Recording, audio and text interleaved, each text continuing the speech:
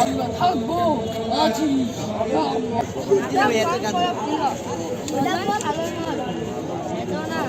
মহান বিজয় দিবস 2024 উদযাপন উপলক্ষে পঞ্চগড়ের জেলা প্রশাসনের পক্ষ থেকে কিন্তু নানা ধরনের কর্মসূচি পালন করা হচ্ছে। দিবসটির শুরুতেই সকাল 6টায় 31 বার তোপধ্বনির মধ্য দিয়ে দিবসের শুভ সূচনা করা হয় জেলা প্রশাসক কার্যালয়ের কালেক্টর চত্বর এলাকায়, যেখানে স্মৃতিস্তম্ভ রয়েছে সেই বেদিতে ফুল দেওয়ার মধ্যে দিয়ে শুরুতেই জেলা প্রশাসক সাবেদ আলী, এরপরে পুলিশ সুপার মিজানুর রহমান সহ বিভিন্ন শ্রেণী পেশার মানুষ, রাজনৈতিক ব্যক্তিত্ব, বীর মুক্তিযোদ্ধাগণ, বিভিন্ন শিক্ষা প্রতিষ্ঠানের শিক্ষক শিক্ষার্থীরা, সামাজিক সাংস্কৃতিক সংগঠনের নেতাকর্মীরা কিন্তু সেই বেদিতে ফুল দিয়ে শ্রদ্ধা জানান। এরপরেই সকাল 10টায় বিজয় দিবস উপলক্ষে কিন্তু বিজয় মেলার আয়োজন করা হয় সরকারি অডিটোরিয়াম চত্বরে।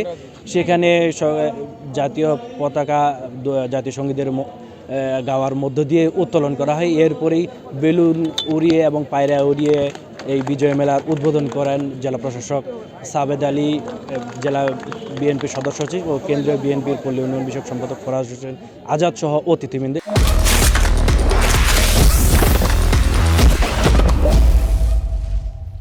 এরপর থেকে কিন্তু তারা এই বিজয় মেলায় যে স্টলগুলো রয়েছে সেই স্টলগুলো তারা পরিদর্শন করেছেন। এরপরে সরকারি অডিটোরিয়াম চত্বরে, অডিটোরিয়াম হল রুমে বীর মুক্তিযোদ্ধা বৃন্দদের নিয়ে একটি অনুষ্ঠান আয়োজন করা হয়। সেই অনুষ্ঠানে তাদের উত্তরীয় প্রদান করা হয়, এছাড়া তাদের সম্মাননা প্রদান করা হয়।